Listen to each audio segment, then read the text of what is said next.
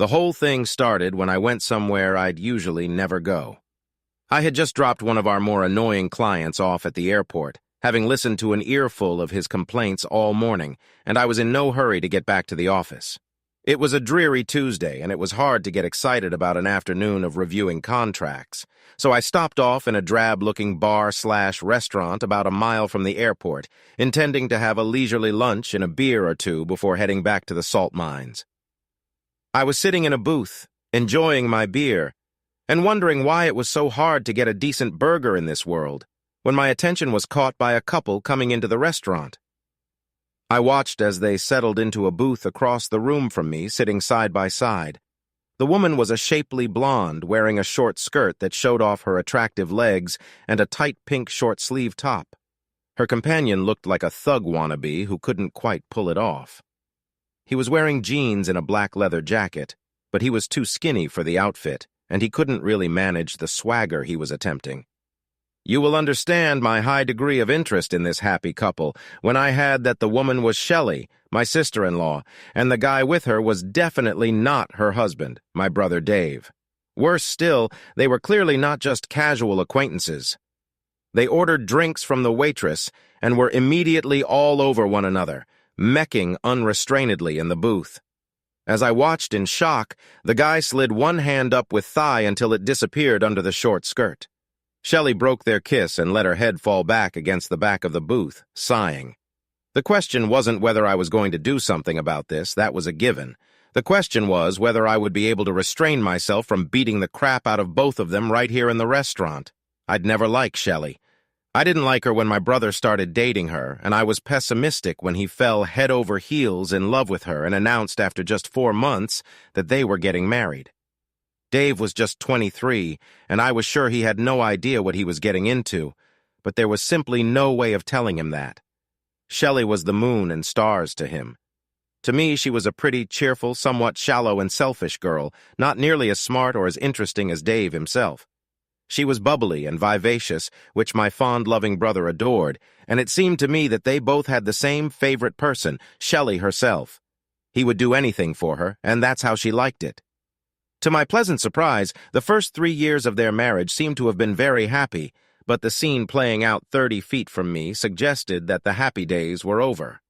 The a-hole she was with now had his other hand on Shelley's waist and was kissing her neck as he worked her over. Her eyes were closed, so she didn't see me approach and was startled to say the least when I sat down across the table from them and said, "Well, hello, Shelley. What a nice surprise." It was comical, actually. Her eyes popped open, and her a-hole boyfriend pulled his hands off her and spun around to look at me. Her face was momentarily startled, then stunned, then truly shocked. Her jaw dropped, and she froze, staring blankly at me. His face held the same startled look for a moment, then turned annoyed. Before he could speak, I went uncoldly, "How have you been? How's Dave?" Then turning to the a-hole and extending my hand, I said, "My name is Will. I'm Shelley's brother-in-law, her husband's brother." His eyes went wide. He sat frozen, ignoring my hand. Shelley began to recover herself a little, babbling, "Will, what a nice surprise. This is Robbie. He's a friend from an old friend.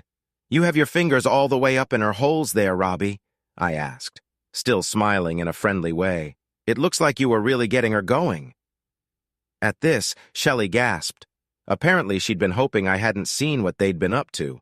Robbie suddenly jumped up, mumbled, "I got to go," and without even a glance back at Shelley, walked swiftly out of the restaurant. "Seems like a nice guy," I said casually to Shelley. "Why do you leave so suddenly?"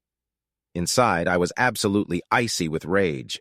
My brother adored this woman, would do anything for her, and this was how she treated him, screwing around with some low-life with greasy hair and a bad Matt Dillon mustache. Shelley looked terrified. Her face was white. "Will, I think you must have gotten the wrong idea. We were just—" Her voice trailed off. She had no idea how to end that sentence. I watched her for a minute before I spoke.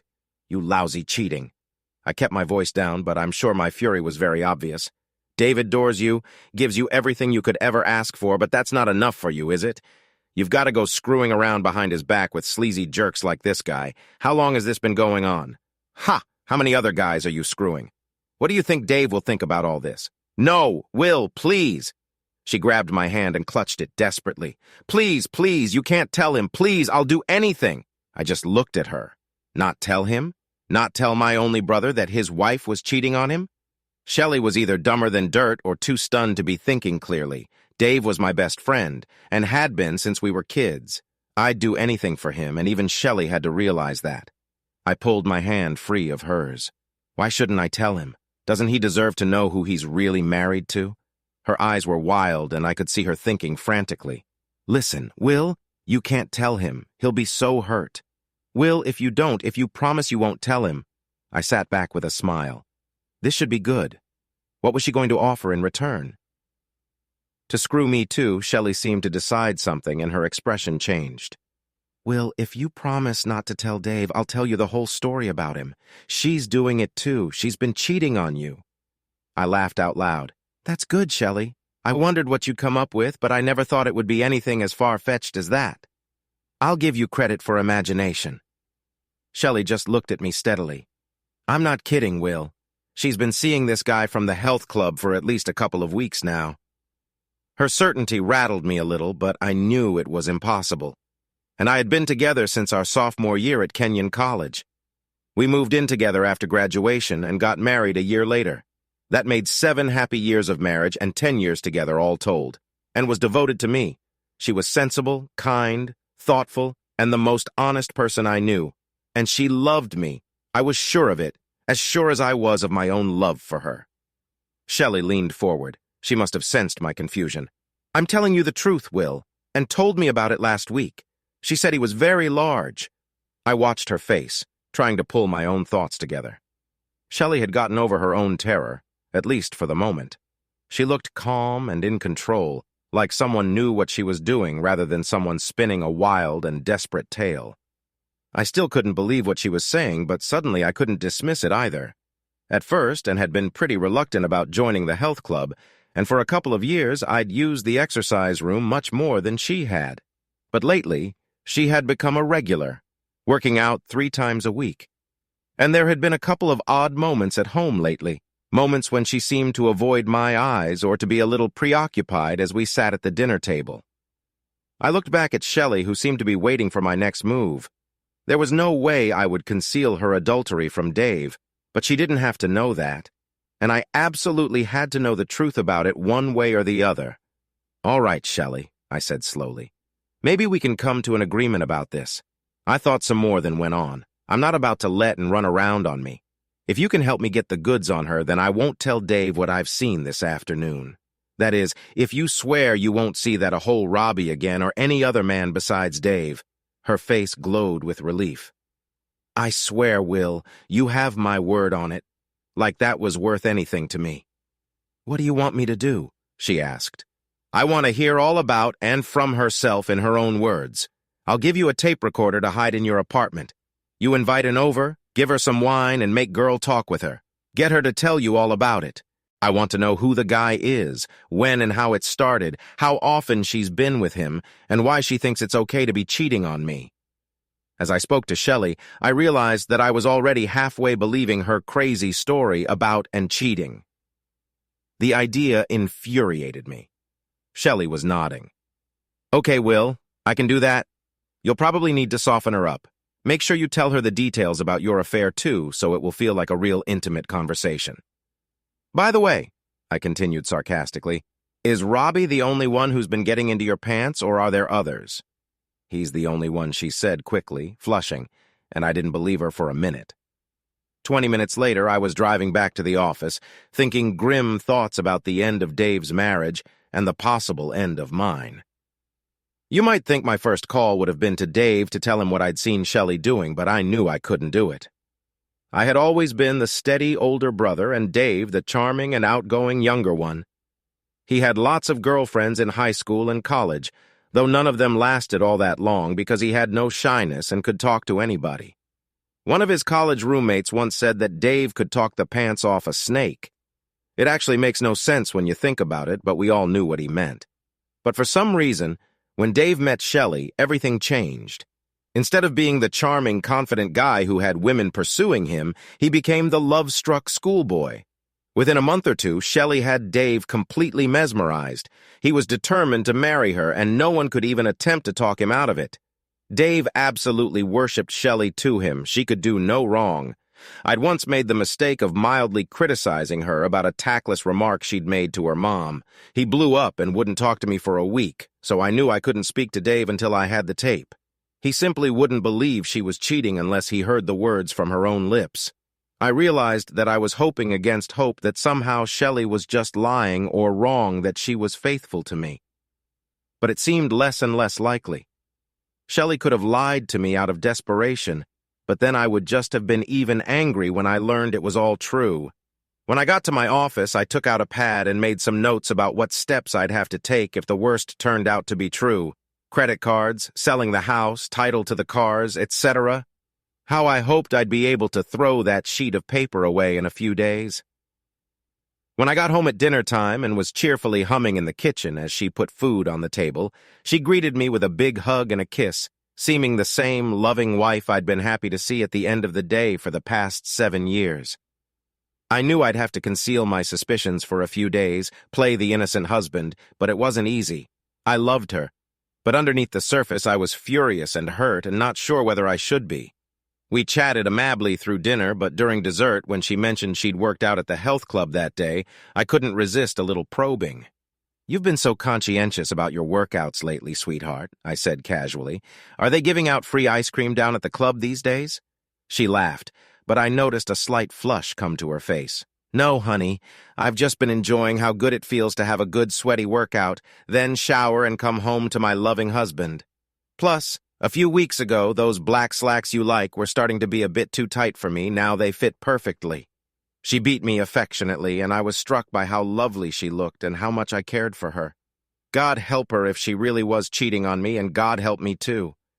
Never mind what the court calendar officially said. My marriage actually ended exactly 1 week later on another Tuesday. Shelley and I had set it all up. I got a small tape recorder for her to hide in her living room, and she arranged for him to drop, and for lunch on Tuesday afternoon, and had a day off from work, and Shelley doesn't have a job. I sat all that afternoon in my office pretending to work, thinking only about what the women were talking about and what it would mean for my life.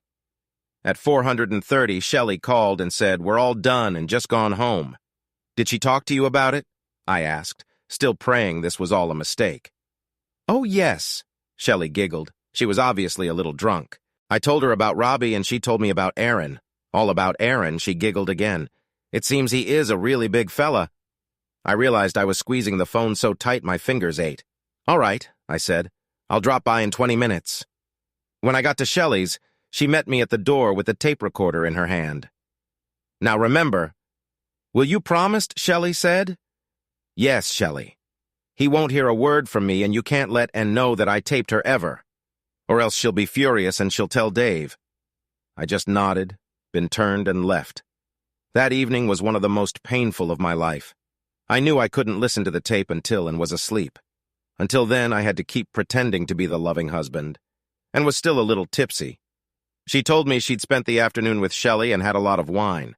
What's more, she was amorous. No, make that horny. As soon as the dinner dishes were cleared, she was dragging me towards the bedroom, saying, "Honey, have you got a little something for me tonight?" in a flirtatious tone. Could I do this? Did I want to do this? It occurred to me that it might be the last time I'd ever have sex with Ann. I was still hoping against all reason that she might not have been unfaithful. So I followed her into the bedroom and we had sex. It wasn't making love, at least not for me. My heart was too torn and my mind too worried, and seemed oblivious, though she was eager and responsive. For me, it was bittersweet, pleasurable, but incredibly sad. We rested for a while on each other's arms, then did it again a few minutes later, and was fast asleep, snoring gently on her side next to me. I sat in the guest room, the door closed behind me, and listened to the tape. The first few minutes of conversation between Shelley and then were breezy and casual. Shelley kept the wine flowing, and after a little while told, and she had a confession to make. She went on to talk about her affair with the asshole Robbie. It was quite clear that Ann knew about the affair already. Shelley was just giving her the juicy details to soften her up. In fact, Shelley did her job beautifully. She even confessed with a laugh that Robbie was just the latest, not the best. There had been a guy named Ellis, but unfortunately he'd moved out of town, and giggled and pretended to be shocked, but she seemed to be enjoying the story. Listening to the sleazy story didn't have much effect on me. I already knew what Shelley was, and the explicit details would just make it that much easier to convince Dave that she really had cheated on him. I waited anxiously for what I knew was coming, resisting the urge to fast-forward the tape. Finally, Shelley turned the conversation to In. "So, sweetie, let me hear your story now." She giggled. "All you've told me is that you met him at the health club and that he's, well endowed." My body froze at the sound of Anne's voice as she laughed and said, "Oh yes, he's amazing. By far the biggest one I've ever seen or felt." She giggled and went on. "I didn't think it would even fit inside me at first, but oh my God, does it ever fit." At that, both women laughed hard. I stopped the tape and sat back in my chair. My marriage was over. Did I even want to hear the rest? I could let my lawyer listen to it. I thought for a while, then switched the machine back on. I might as well face it all now, get the whole story out, deal with all the anger and pain, and begin to figure out what the rest of my life was going to be like. "How did it start?" Shelley was asking. "Well, the first thing I've got to tell you is that I never meant to cheat on Will.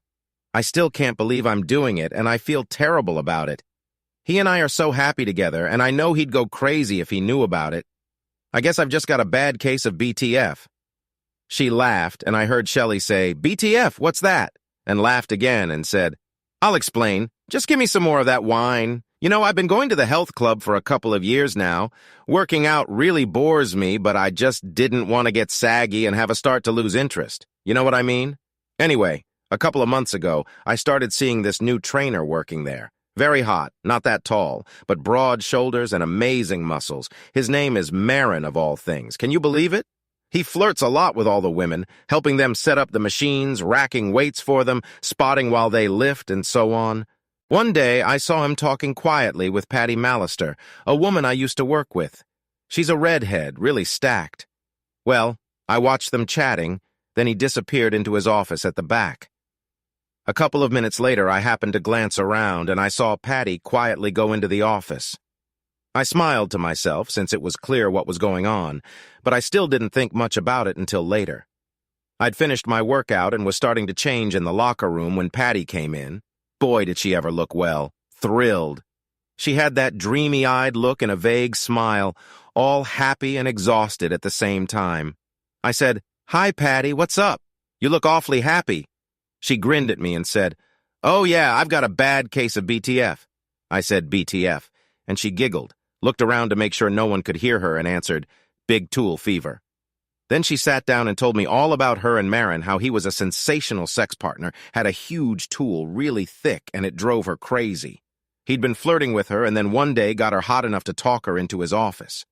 Since then, they'd been screwing whenever she could get to the club. She said he was incredible, the craziest sex she'd ever had. Needless to say, that got my attention, but I still didn't plan to do anything about it. Patty's divorced. She can play with whoever she likes, but I'm a happily married lady. Still, over the next couple of weeks, I got more and more curious about Marin and responded with more interest when he flirted with me. He brushed against me or touched my shoulder while helping me on the machines. You know? Then one day I was doing bench presses. The place was pretty empty, no one around, and he came and stood just behind my head as if to spot me. As I looked up, there were his shorts right above my head, and there was that monstrous package bulging out like crazy. I couldn't believe how big and thick it looked in his shorts. He just smiled down at me, knowing what I was looking at. I almost dropped the bar on my chest, but I managed to finish my reps. As I put the bar back up on the rack, he took my hand off the bar and slid it gently down over his shorts. His tool felt as enormous as it looked, and it was hard as a rock.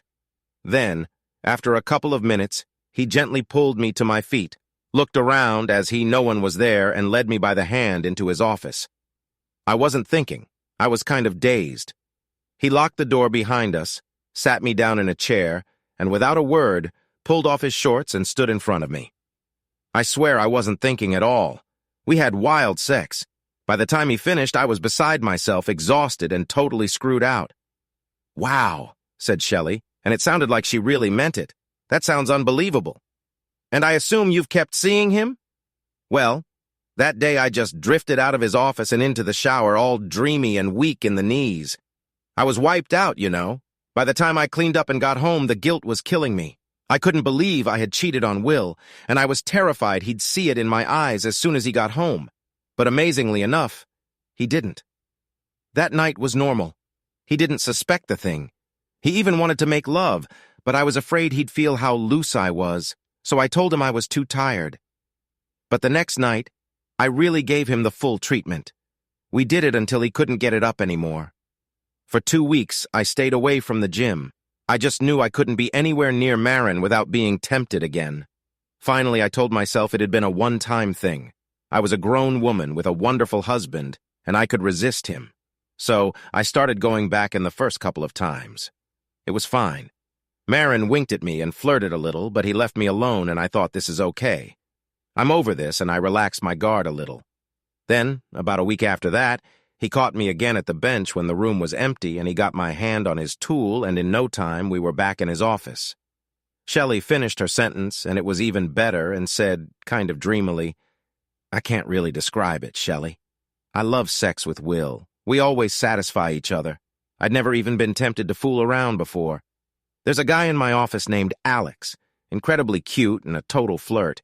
He had a lot of success with the other girls, but he never got anywhere with me. I just wasn't interested. But with Marin, it was like I'd never even been screwed before. I can't believe I'm telling you this, she said, giggling. It's not even that there's anything special about Marin. I'm not the least bit interested in him as a person or lover or anything, but the sex, just God's gift. She laughed again, and Shelley joined her.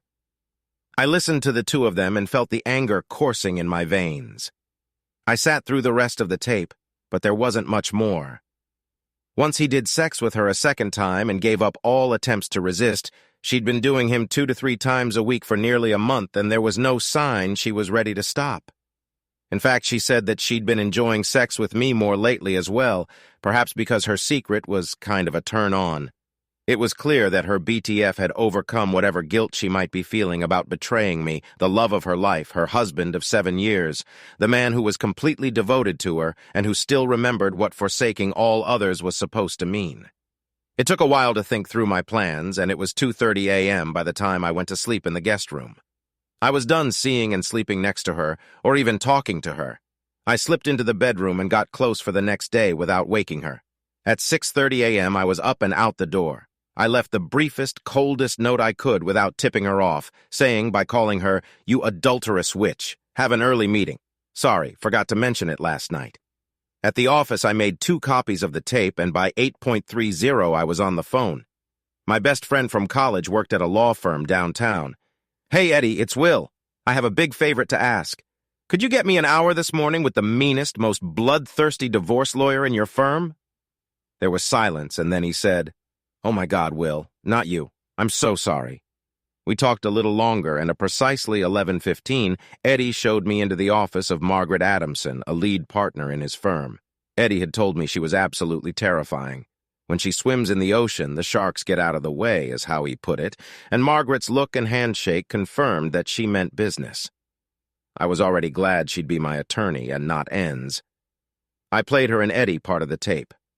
After hearing the first few moments, Margaret picked up her phone, said, "Hold my calls and we listen to the rest."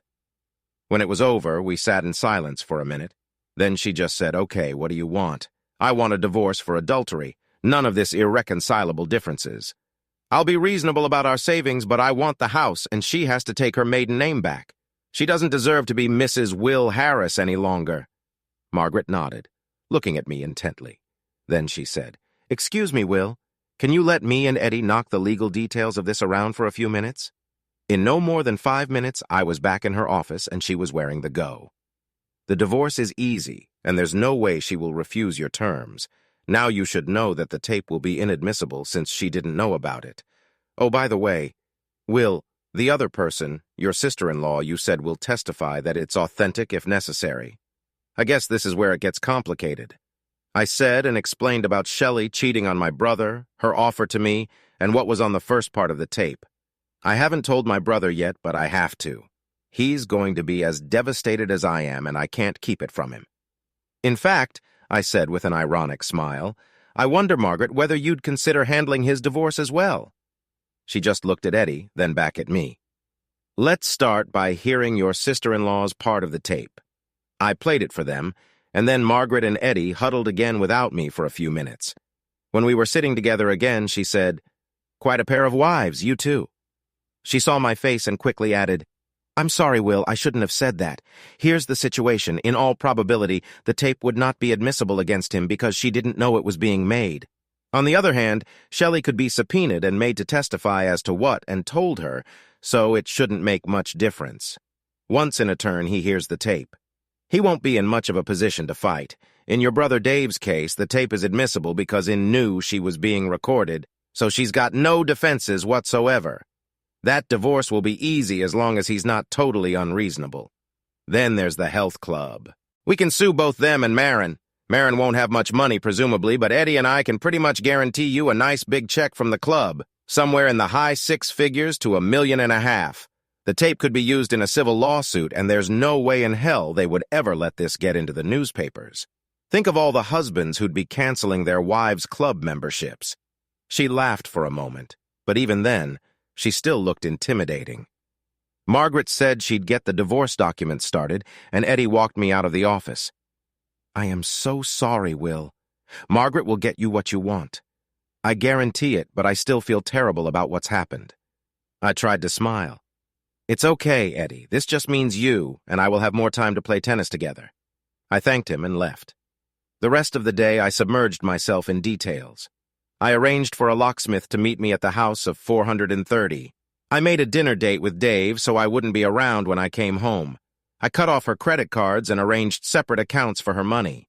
And I wrote her a note. It took several tries. Not easy to say goodbye to the love of your life, even under these circumstances. When I finally finished it, I put it in an envelope, wrote In's name on the front, and took it home. The locksmith finished by about 5:15. I had a beer sitting by myself quietly in the kitchen. Then I taped the note to the outside of the front door, locked it, and left. I knew it would be home between 6 o'clock and 6:30. Oddly, I wondered what she'd do first. Try the door and find her key didn't work or read the note. Our marriage is over. Now you'll be free to play around all you want with Marin and his big tool. I've had the locks changed. If you want to get your clothing and personal things, call my attorney. I left Margaret's name and number. She'll arrange for you to have supervised access to the house when I'm not here. I won't be talking to you again. You broke my heart. I loved you as much as any man can love a woman, and I looked forward to us growing old together. Too bad our marriage vows didn't mean as much to you as some sex with a bid tool, or as much as they did to me. When Dave joined me for dinner, he could tell right away that something was up. We ordered, and I just took a deep breath and said it, and it's been cheating on me. I'm divorcing her. He stared at me, literally opened-mouthed. I'm not sure I'd ever seen that before. Oh my God, Will, my God, are you sure? He took a look at my face and said, Sorry, stupid question. Do you want to tell me about it? I did. While we sat and ate, the beers helped, but sharing my hurt and despair with my best friend helped more. He was 100% on my side, no divided loyalties, and it meant a lot. Towards the end of dinner, I said, There's one part of it I haven't told you. Shelley is the one who got me proof. She taped a conversation of her and in talking, and then told me the whole sorry business. He looked at me sympathetically. I'm just so sorry, Will. And I hope it won't make you angry, but I feel so lucky, having a fantastic wife like Shelley. I'm not surprised she helped you. She's always liked you. I know you haven't always approved of her, but I couldn't let him continue. It was killing me to hear him say these things about his horror of a wife. I interrupted in the middle of his sentence. Listen, Dave, wait, don't say anything else. Let me pay the bill, and I need you to come back to the house with me. There was a note stuck under the screen door, Mark Will in flowery handwriting. I dropped it on the hall table without reading it and lent him into the guest room. Dave, listen, this is serious. You know I love you. You're my best friend, and I would never do anything to hurt you, right? He regarded me weirdly. We didn't usually talk to each other that way. Of course, Will. What the hell do you need me to hear? The tape Shelley made. Just sit here and listen to it. I'll be in the other room. I rewind the tape to the beginning, pushed the tape recorder over to him, ignoring his surprised look, and left the room. I couldn't stand to be there while he listened. There was quiet at first, except for the murmuring of the voices on the tape. Then a crash, and I figured Dave had thrown an asterisk or something. I heard him pacing, the tape still playing, and then finally silence. He stomped into the kitchen, staring at me wild-eyed. "You son of a witch, Dave." "You must have enjoyed this, you 304, knowing the truth about Shelley and keeping it from me, letting me go on and on about how wonderful she is." "No, Dave, it wasn't. This must make you feel just great. You prick. You've always hated her, and now you can smile at me and say, 'I told you so,' for the rest of your life. You creep!" I stood up and raised my voice a little. "Dave, wouldn't I just find out about? You think I'm having such a great day?" I glared at him, and gradually his face relaxed. I saw his shoulders sag, and he unclenched his fists. He sat down at the table, looking like an old man. "I'm sorry." "Will," he said finally, "I know you're hurting just like I am. It's just you obviously knew about this. Why didn't you tell me? Dave, as gently as I could, you know how you were about Shelley. You would never have believed me. Remember that fight we had when I criticized something she'd said to Mom? I found out about Shelley a week ago, and I knew that I couldn't possibly tell you. You had to hear it for yourself. I only got the tape from her yesterday. The two of us emptied a few beer bottles while I told Dave the whole story. I began with seeing Shelley and Robbie at the restaurant. Then the deal she offered me, the making of the tape, and my conversation with Margaret Adamson. She's handling my divorce, and she'll be happy to represent you, too, if you want. Our cases are pretty much a shoo-in, she says. We talked late into the night, and then Dave crashed in my guest room. The phone rang several times, but we didn't answer it, and finally I just left it off the hook. A few days went by, and then a few weeks, and kept calling for a while, leaving me messages of her crying and begging to talk to me, but I didn't answer or call her back. I just didn't see any reason to talk to her. She tried finding me at work, but I'd asked our receptionist to tip me off, and I ducked out of my office each time she showed up. A couple of times I saw a car parked in front of the house when I came home from work, so I just drove right by and stayed away for a couple of hours until she left. Margaret Adamson did her work beautifully. The divorce papers were served. She fought through all the legal maneuvers that Anne's lawyer tried to pull, and a court date was set. In his initial conversations with Margaret, he claimed that no adultery had taken place. Once she sent him a copy of the tape, we stopped hearing that line. Instead, he pointed out that the tape was inadmissible. Margaret didn't even dignify that one with a response. She just sat tight. As the court date approached, Anne's lawyer finally called Margaret to ask for a settlement conference. The day after hearing the tape, Dave moved out of his apartment within and into my guest room. He drove over and watched the place until she went out, then called me.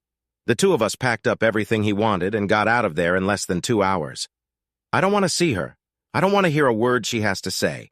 I just want to get the hell away from her. He told me.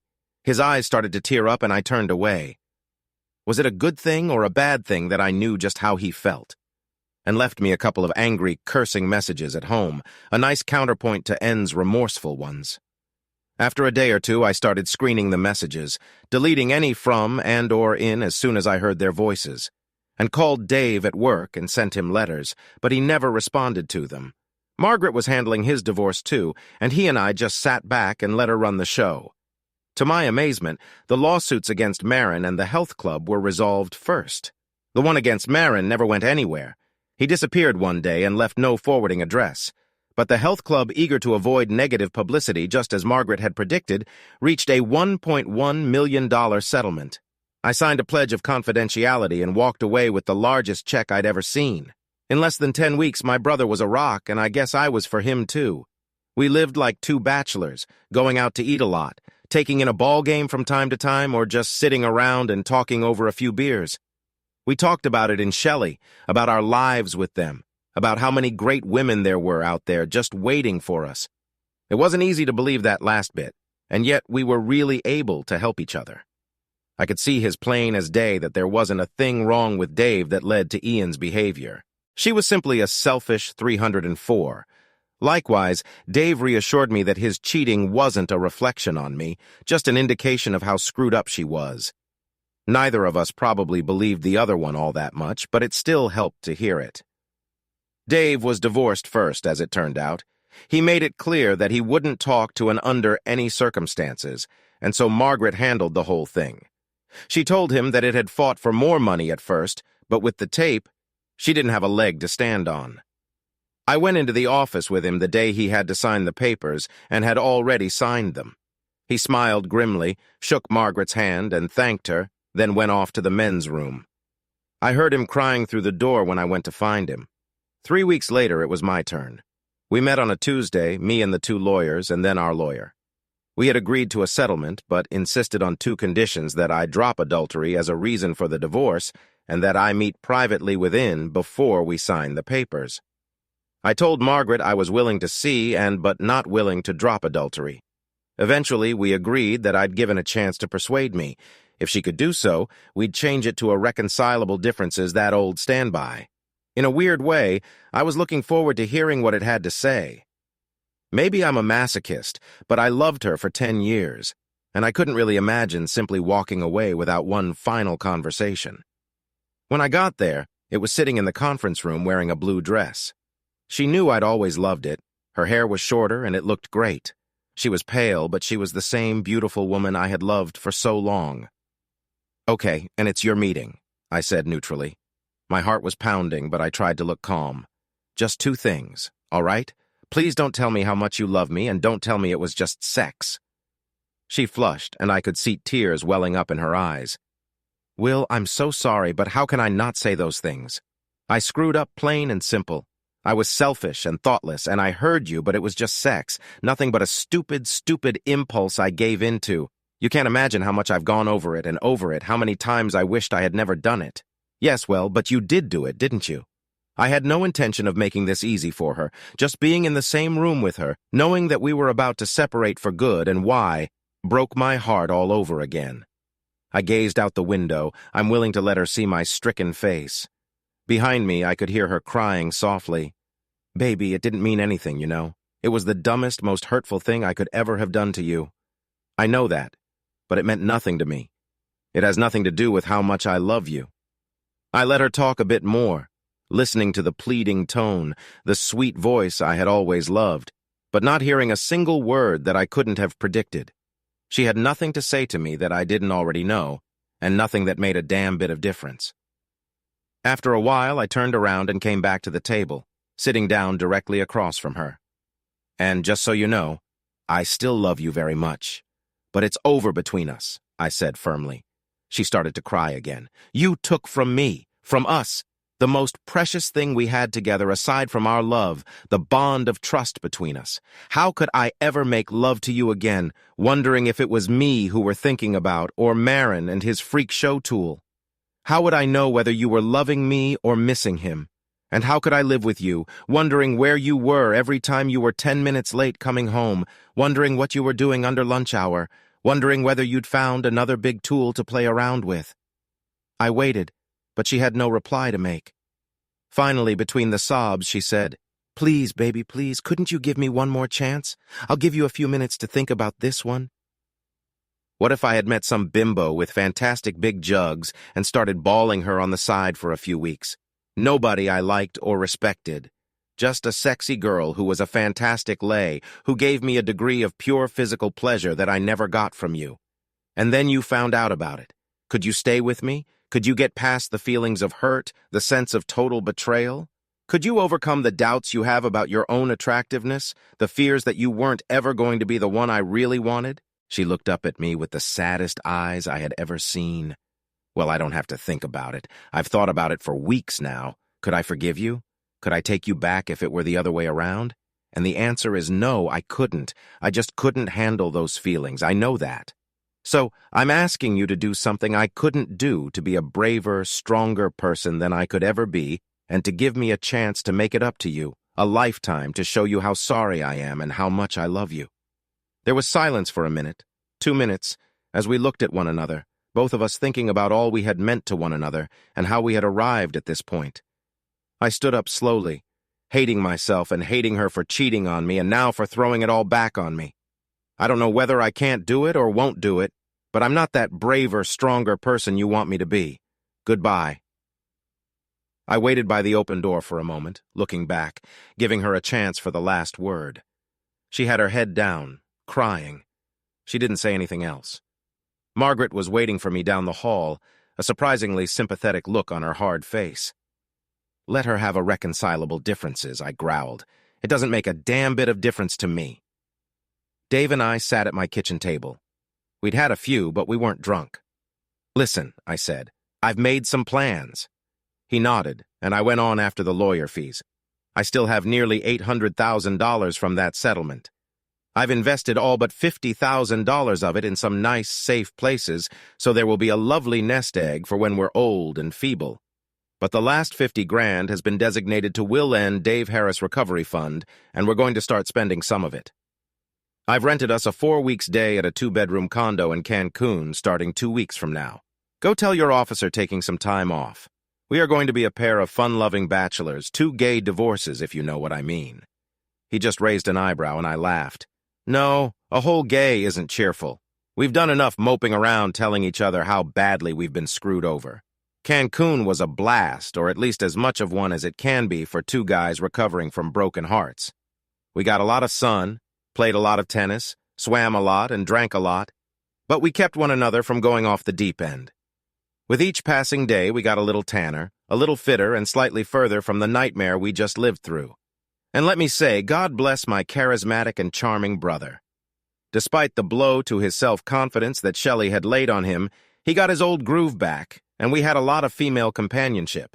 His favorite stunt, and damned if it didn't succeed 75% of the time, was to spot 2 attractive women sitting together. He dragged me straight over to their table, smile winningly, and say, "Pardon me, ladies, I'm sure you wouldn't be comfortable letting a stranger buy you a drink.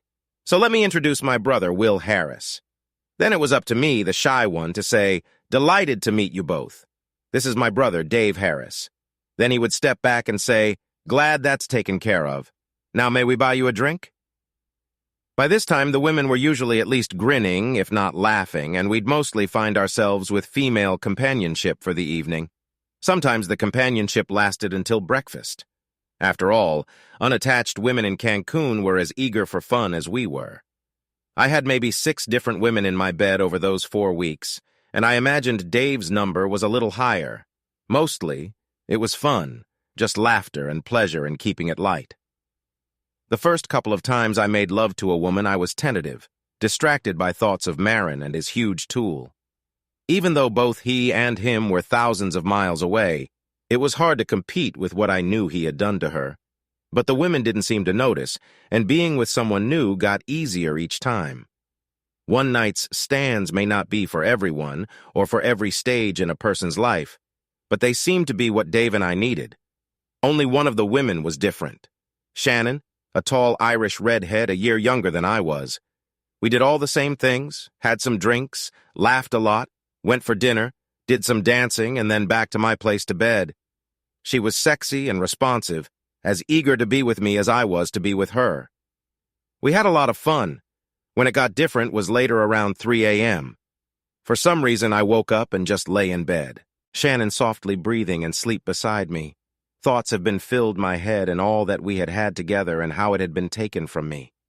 I started crying very quietly, and before I knew it, Shannon was kneeling beside me, holding me in her arms, saying, "Let it out, baby, it's okay." I was embarrassed, but I couldn't stop. She kept soothing me, and finally, in response to her urgings, I told her the whole story. By the time I was done, the sun was rising. We shuffled into the kitchen, and I made breakfast for us while she told me her own story, also a divorce, no cheating, just a husband who grew ever more distant and career-oriented until there was just no marriage left. She'd been on her own for nearly 2 years. After we ate, we found our way back to the bedroom without a word spoken and made love. The night before had been screwing, fun, exciting, friendly, but just sex. This time, we looked into one another's eyes, murmured tenderly to one another, and found a very different level of intimacy. My one-night stand with Shannon turned into 4 wonderful mites. In the afternoon, she left. My brother Dave was a little worried about me, I think. "Come on, bro. Time to meet some new ladies," he urged. "That one was special," I said quietly. "I believe you," he said. "I liked her too, but she's gone home now, Will. and we have 10 more days to spend down here. I'm not ready to stop having fun yet. He dragged me off to the tennis court, then the pool, and by that evening, we were chatting with two secretaries from San Francisco on their very first trip outside the United States.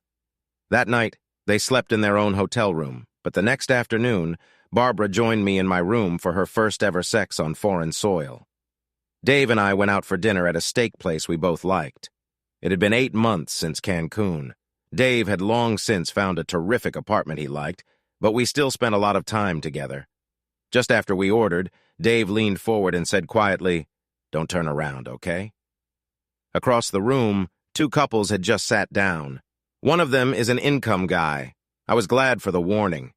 My heart was suddenly thumping, and I wouldn't have wanted my reaction to show. I waited a few seconds, then casually turned and looked across the dance floor, and had spotted us already and was looking steadily over at me. I gave her a friendly, non-committal smile and a wave, and she smiled back at me. Then I forced myself to turn around and chat some more with my brother. "Is this the first time you've seen her since the divorce?" he asked. I nodded. I didn't think I'd have this much of a reaction, but I guess the surprise has something to do with it. "Just do me a favor," I said. "Let's enjoy our dinner. Don't tell me anything about what she's doing over there, how she looks. I don't want to know." "That's fine, Will," he replied, and launched into a funny story about a coworker who'd been flirting with him for a couple of weeks. He wasn't terribly interested in her, but was enjoying the game. We were sitting over our coffees, idly watching the dancing couples, when I felt a hand on my shoulder, and that familiar voice said, "How are you, Will?" I stood up and looked into his eyes, her smiling face. "Hello again," I managed, again taken by surprise. "How about a dance for old time's sake?" she asked. "Of course, I'd be delighted," I said. I felt how good she felt in my arms, how beautiful she looked, and how much I remembered happier times with her. We talked banalities at first, her job, my job. Wasn't it cold for this time of year? Then we fell silent. I was lost in the sensations of having her in my arms again, and all the times we had danced together and how we wouldn't be doing that anymore. Towards the end of the dance, and pulled back enough to look into my eyes. "How are you, Will? Really?" I wanted to be honest, though I certainly didn't know her anything. "I'm all right, pretty good, I guess. Some days are better than others. Seeing you tonight, dancing with you, it's very powerful. I didn't know I would feel this much." She looked at me very seriously. "Well, I'm not so all right. I miss you every day. I don't think you can imagine what being in your arms again does to me." I didn't know how to respond, so I was silent. The last chords of the music sounded, but it wasn't ready to let me go. "Have you ever wondered if you made the right decision, Will?" "I'll be completely honest. Okay, I still think about you and me all the time, but I usually don't get much past wondering why you made the wrong decision." When I dropped Dave off, he said, "Are you sure you're okay, Will?" I sighed. Yeah, it was a shock, but it was bound to happen sooner or later. This isn't such a big town. Are we still on for tennis after work tomorrow? Dave said yes, and I headed home. I stood in the dark bedroom and undressed as quietly as I could, but when I climbed into bed, Shannon rolled over towards me. "How was the evening with Dave?" "It was nice. Strange, actually. Maybe it was a good thing you were tired tonight because I ran into it at the restaurant. Probably just as well I didn't come. I might have scratched her eyes out. Do me a favor." "Okay, Shannon. Could you just hold me for a few minutes?" I saw her loving smile, her teeth white in the darkness. "I'll do better than that, baby. Come on over here and let me make it all better." I smelled her delicious scent as we embraced and felt her gentle kisses along the side of my neck.